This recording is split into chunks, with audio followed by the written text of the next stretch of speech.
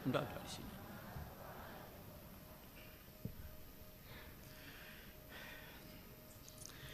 Bismillahirrahmanirrahim. Alhamdulillah. Wassalatu wassalamu ala sayyidina Rasulillah wa ala alihi wa ashabihi al-akhyar. Bapak-bapak, ibu-ibu, saudara-saudara sekalian, assalamualaikum warahmatullahi wabarakatuh.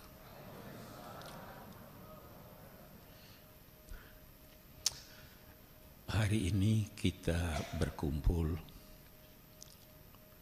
yang pertama untuk peluncuran buku putih. Yang kedua, membicarakan kesefahaman menuju persatuan.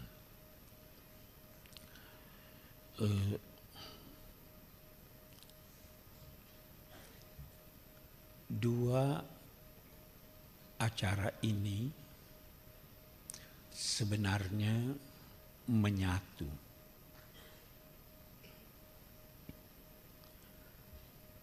Tidak bisa ada persatuan kalau tidak ada kesefahaman.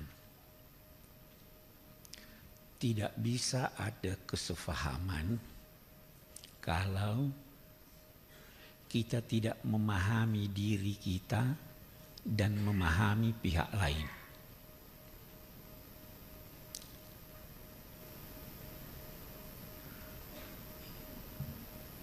Buku putih itu upaya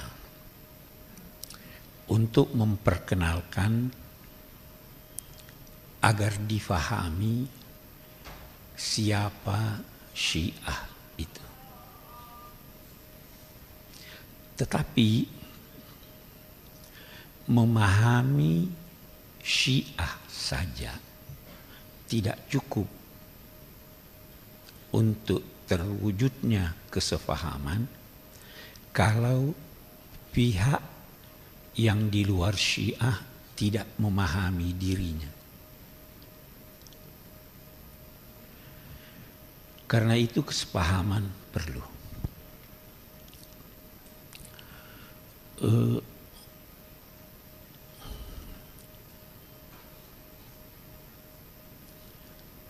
Boleh jadi sebab utama dari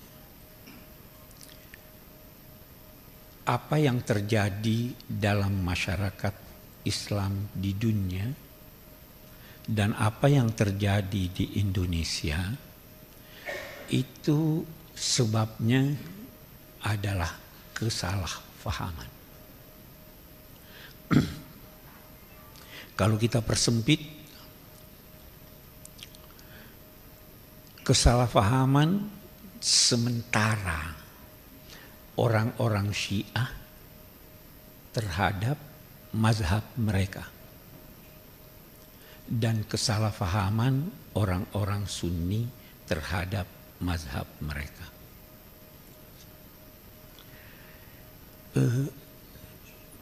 Mari saya berusaha memperjelas persoalan. Tidak dimungkiri oleh siapapun bahwa Syiah itu atau yang dinamai Syiah itu banyak kelompoknya.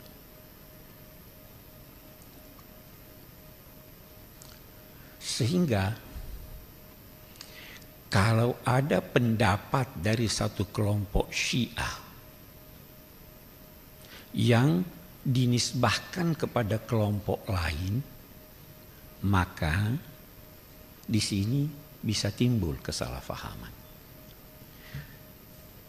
Satu contoh, ada Syiah Ismailiyah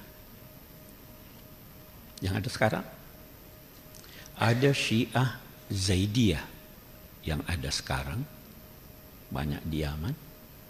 Ada Syiah Ja'fariyah yang ada sekarang. Ada perbedaan-perbedaan antar mereka sekarang ini. Dulu ada Syiah Al-Khattabiyah.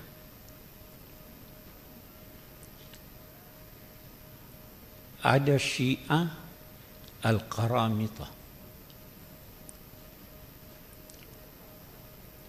Ada Syiah bermacam-macam, puluhan.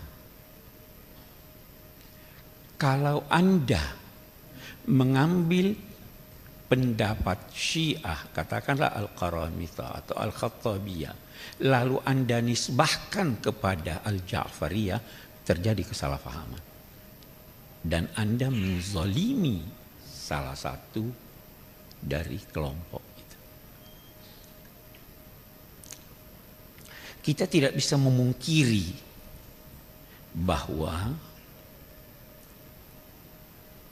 ada Syiah yang sesat. Tidak bisa dimungkiri. Bahkan ada kelompok Syiah yang menyesatkan kelompok Syiah yang lain. Salah satu keluhan adalah Anda mengambil pendapat satu kelompok, kemudian menyangka bahwa itu adalah kelompok yang lain, lalu atas dasarnya Anda menyesatkan kelompok yang lain. Ini karena tidak faham. Saya lihat di sisi sunnah pun begitu. Semua sepakat bahwa jangan mudah mengkafirkan orang lain. Itu di sunnah begitu.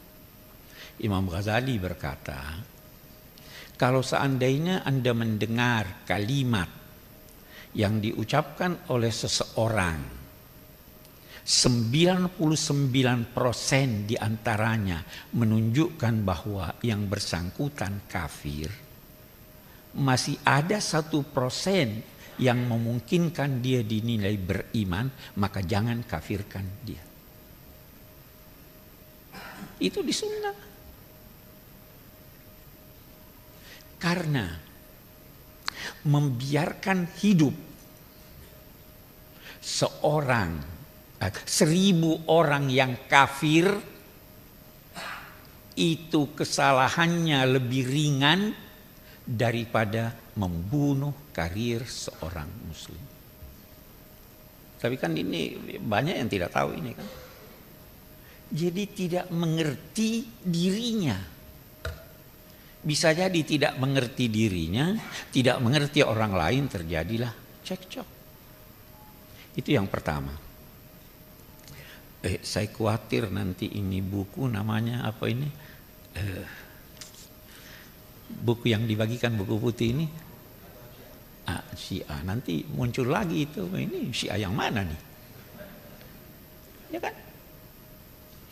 Yang kedua yang saya ingin garis bawahi dalam konteks kita mencari atau menuju ke persatuan itu.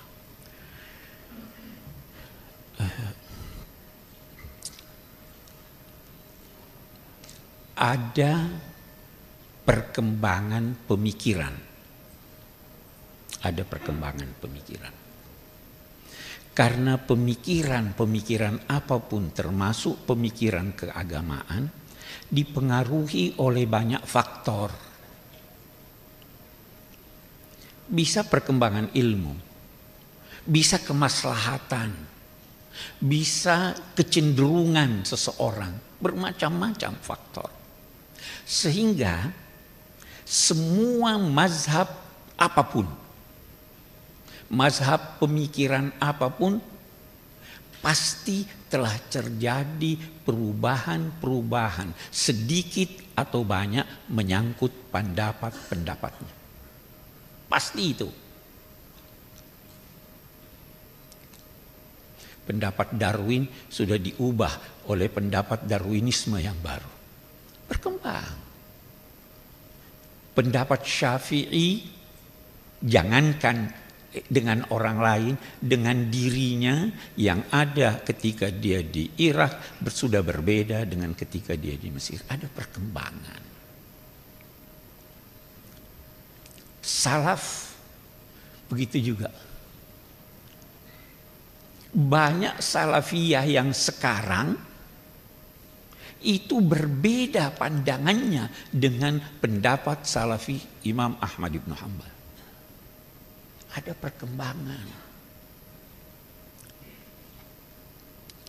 Kemaslahatan umat Islam mengantar sebagian tokoh-tokohnya untuk melakukan pendekatan-pendekatan berdasar pemikiran dan pertimbangan-pertimbangan baru. Kalau tidak, itu adalah orang-orang yang terlambat lahir. Saya ada menulis itu Sunnah dan Syiah bergandengan tangan, dibantah oleh satu pesantren. Saya lihat-lihat, kalau saya bantah, saya terlambat lahir. Karena mereka masih merujuk kepada pendapat-pendapat lama yang boleh jadi tidak bersumber dari apa yang diuraikan sekarang ini. Tapi coba merujuk. Saya pernah bertanya kepada ulama-ulama Syiah kontemporer. Adakah perkembangan itu? Jelas ada. Ada perkembangan itu. Misalnya, coba baca tulisan Imam Khomeini menyangkut taqiyah. Itu beda sekali dengan pendapat. Ada perkembangan dong. Coba baca pendapat yang berkaitan dengan izin untuk mengangkat senjata terhadap penguasa. Dulu tidak ada izin itu. Tidak boleh sampai datang imam. Ada perkembangan pemikiran. Sehingga kalau orang ingin merujuk kepada suatu mazhab dengan melihat pendapat-pendapat yang lama tanpa mempertimbangkan pendapat baru, itu salah paham namanya. Iya kan?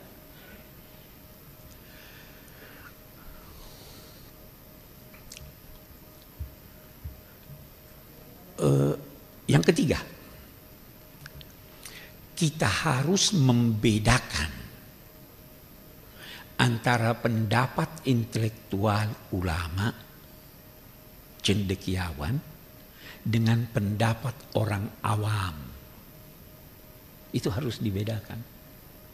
Kata guru saya, Syekh Abdul Halim Mahmud, ada bukunya At-Tafkirul Falsafi fil Islam. Beliau berkata, kita tidak bisa menilai orang-orang Perancis itu dan pemikiran-pemikirannya dengan memperhatikan orang-orang di desa-desa Perancis yang bodoh. Tidak bisa dong. Itu kita tidak bisa menggambarkan, kata Syekh Abdul Halim Mahmud, menggambarkan pemikiran orang-orang Mesir yang masih telanjang kaki, padahal ada cendekiawan-cendekiawannya yang begitu hebat pemikirannya. Nah, kesalahan kita lagi di sini, kesalahpahaman di sini. Seringkali kita mengukur pendapat suatu kelompok tidak merujuk kepada pendapat ulama-ulama. Bisa jadi di Sunni, bisa jadi di Syiah. Tidak mungkin ada kesepahaman kalau seperti itu halnya. Rujuklah, itu sebabnya bagus, rujuklah kepada pendapat ulama kelompok yang muktabar. Jangan merujuk kepada kelompok apapun namanya yang sebenarnya tidak diakui dia sebagai ulama. Dan itu banyak. Bukan hanya di Syiah, di Sunni pun banyak. Saya ingin memberi contoh di Sunni yang saya banyak pelajari. Bagaimana pendapat ulama-ulama hadis menyangkut Imam Ghazali dalam bidang hadis. Katakan tidak mengerti hadis, Imam Ghazali ini. Bagaimana pendapat ulama-ulama tentang Imam Sayuti? Kata Syekh Muhammad Rashid Ridha, itu orang pengumpul kayu di malam hari. Hatibul Lail. Jadi semua itu bisa jadi, apalagi sekarang kita. Ada, sudah jadi kiai kan. Padahal itu sebabnya ada seorang penulis besar di Mesir, almarhum Abdul Qadir Audah, menyatakan problema umat kita adalah agama ini al-Islam baina jahli abnaihi wa ajzi ulamaihi. Islam berada di tengah-tengah kebodohan umatnya dan ketidakmampuan ulamanya. Itu kita. Sekali lagi, ada orang-orang kita, termasuk saya. Pak Quraisy itu Syiah. Saya katakan tidak. Saya bukannya berkata bahwa saya bukan Syiah madhaban karena saya anggap Syiah sesat. Tidak. Karena saya fahami siapa yang dimaksud dengan Syiah. Syekh Abdul Halim Mahmud, beliau itu guru saya. Saya sangat akrab dengan beliau. Beliau berkata begini, mari kita lihat. Jangan beranggapan bahwa seorang yang berpendapat bahwa Sayyidina Ali bin Abi Thalib afdal, lebih utama dari Sayyidina Abu Bakar, Umar, dan Utsman, jangan berkata bahwa orang yang berpendapat demikian Syiah.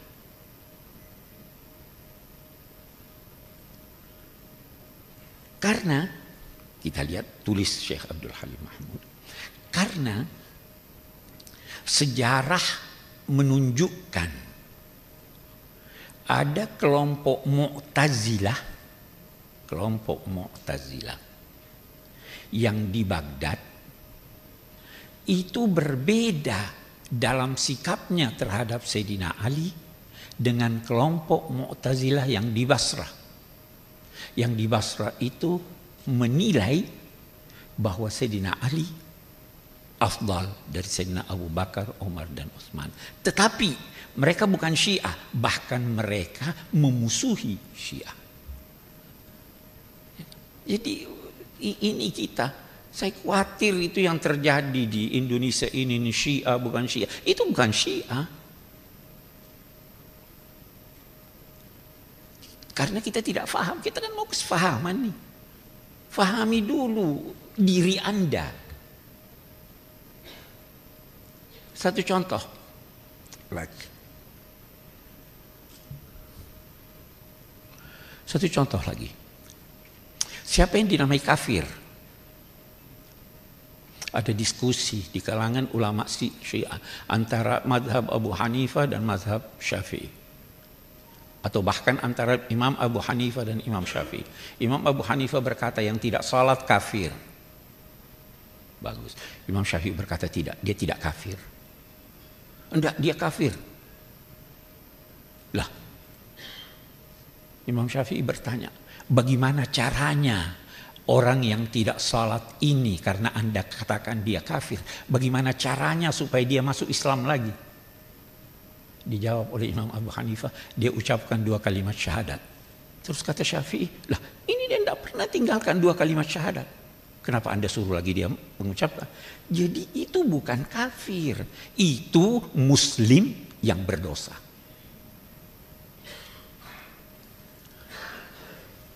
Kita semua yang mengaku muslim, bahkan orang kafir pun dalam konteks menghadapi umat Islam tidak jarang merujuk kepada Al-Quran. Tidak jarang. Muslim semua merujuk kepada Al-Quran. Tapi tahukah saudara bahwa salah satu sebab perbedaan antara umat Islam adalah Al-Quran? Yang menjadikan kita beda itu Al-Quran. Syafi'i merujuk ke Al-Quran. Abu Hanifah merujuk kepada Al-Quran. Imam Ja'far merujuk kepada Al-Quran. Imam Zaid merujuk kepada... Semua ini merujuk kepada Al-Quran. Tapi berbeda. Karena memang sedikit sekali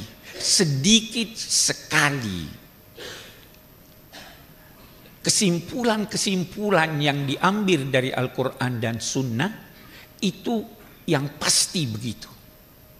Lainnya itu kemungkinan. Kenapa kemungkinan?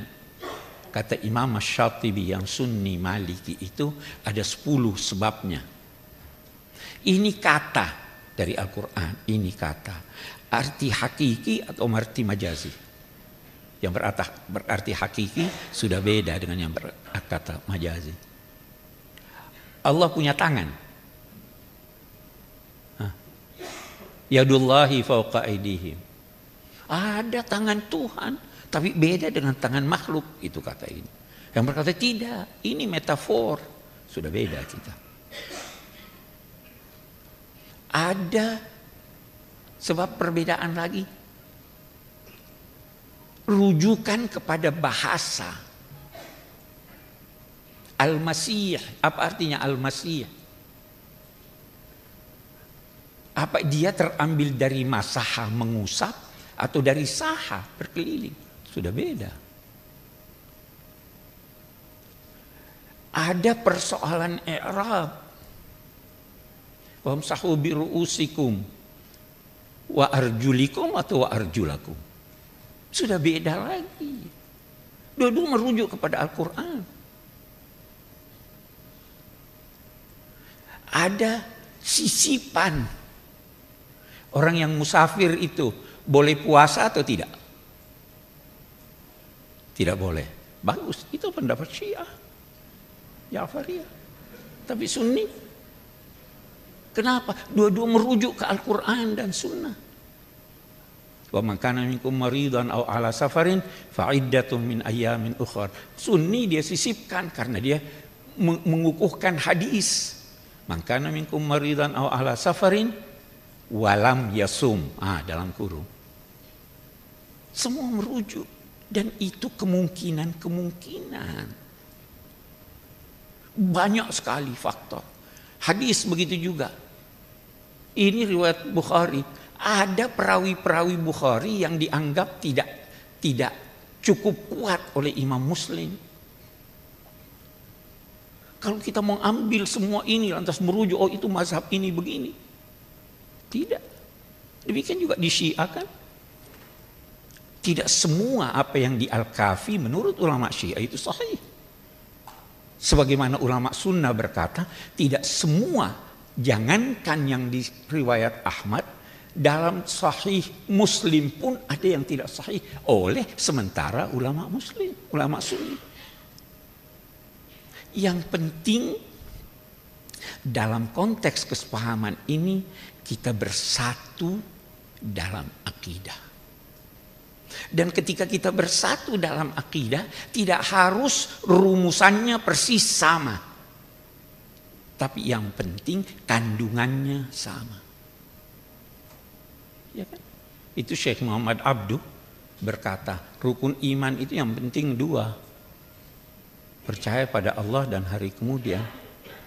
Tapi dalam rinciannya dia katakan, kalau saya percaya pada hari kemudian, tentu uraian tentang hari kemudian tidak bisa diketahui oleh akal saya. Itu saya ketahui melalui Rasul. Kalau begitu saya harus percaya Rasul. Rasul tidak mungkin mengungkapkannya itu melalui nalarnya, tetapi pasti dia disampaikan oleh malaikat. Kalau begitu saya harus percaya pada malaikat. Begitu seterusnya.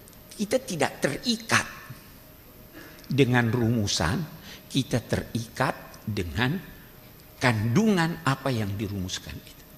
Itu baru kita sepaham.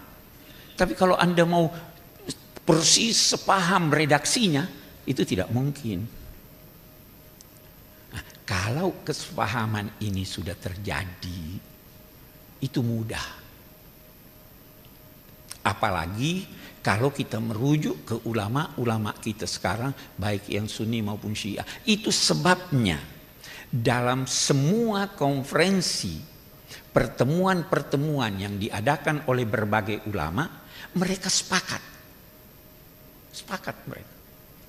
Sejak tahun 61 di Mesir sudah terbit apa yang dinamai dulu pertama terbitnya Mausu'at Jamal Abdul Nasir Al-Fiqhiyah. Ada 8 mazhab yang masuk di situ. 4 mazhab Sunni yang terkenal, Malik, Syafi'i, Hambali, Abu Hanifah, Ahmad ibn Hanbal. Baru masuk Syiah Ja'fariyah, Al-Ibadiyah, Az-Zahiriyah, apalagi 1. Nah, itu. 8 orang udah sepakat sejak dulu. Kalau ulamanya yang benar ya. Tapi ulamanya yang gagal, itu yang menghembus-hembuskan. Saya kira itu yang dapat saya tidak ingin berpanjang-panjang. Sekali lagi semua pihak harus kembali kepada kesepakatan-kesepakatan yang selama ini sudah sangat baik diambil. Ada kesepakatan di Turki, ada kesepakatan di Saudi Arabia, ada kesepakatan di Qatar. Semuanya itu merujuk ke sana dan kita harus mampu untuk menjelaskan kepada masyarakat kita, apalagi kepada orang-orang awam, bahwa sebenarnya kita bersaudara, tidak perlu ada saling tegang. Sorga terlalu luas sehingga tidak perlu hanya memonopoli sorga untuk diri saudara. Wassalamualaikum warahmatullahi wabarakatuh.